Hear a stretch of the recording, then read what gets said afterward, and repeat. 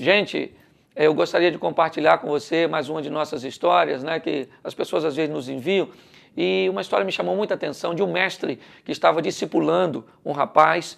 E na peregrinação dos dois, ele passou por um local e viu uma tapera, uma casa paupérrima, uns meninos magrelos, sabe? Um homem sujo, um maltrapilho, uma pobreza, algo muito intenso, sabe? Desanimador, deprimente. E este mestre então começa a conversar com o chefe daquela família e perguntar por que uma miséria tão grande, por que as coisas fluíam daquela maneira. E ele disse: olha, moço, aqui a situação é muito difícil, a única coisa que nós temos é uma vaquinha e nós sobrevivemos dessa vaca, bebemos o leite dela, um pouco do leite fazemos queijo e um pouco negociamos, então não dá para ter mais nada além disso. A única coisa que temos é essa vaca. Então, depois daquela conversa, eles se despedem e ao ir embora, andar uns 500 metros, o mestre vê aquela vaca.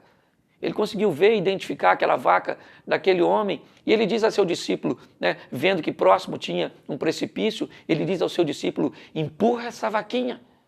E o discípulo falou: que é isso, mestre? Ela é o único sustento que eles têm. Ele diz: vai lá, empurra a vaquinha, mata essa vaca. E ele confuso, aquele discípulo confuso, resolveu obedecer o mestre.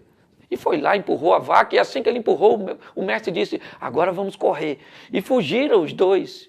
E por muitos anos, por longos anos, esse rapaz amadureceu, mas cultivou a lembrança daquele episódio. E depois da morte de seu mestre, ele agora era o mestre, peregrinando por aquelas terras, anos depois, ele lembrou da história e resolveu ir ver de perto aquela situação, saber e reconhecer o mal que tinha feito.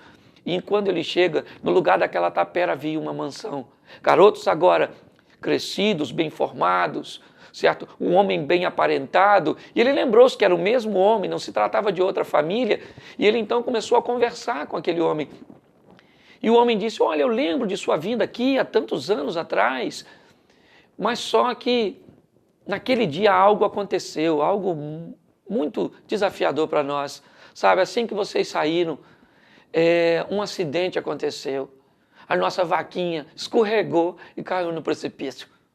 Foi uma coisa terrível, mas a morte de nossa vaca nos fez rever os nossos valores, e aí eu não tinha mais a vaca, tive que ir para a terra e cultivar a terra e arar, e as coisas foram dando certo, e nós fomos comprando mais terras, as coisas foram se ampliando, e hoje nós chegamos até aqui, certo? E ele disse: mas a sua vida mudou por causa da morte da vaca?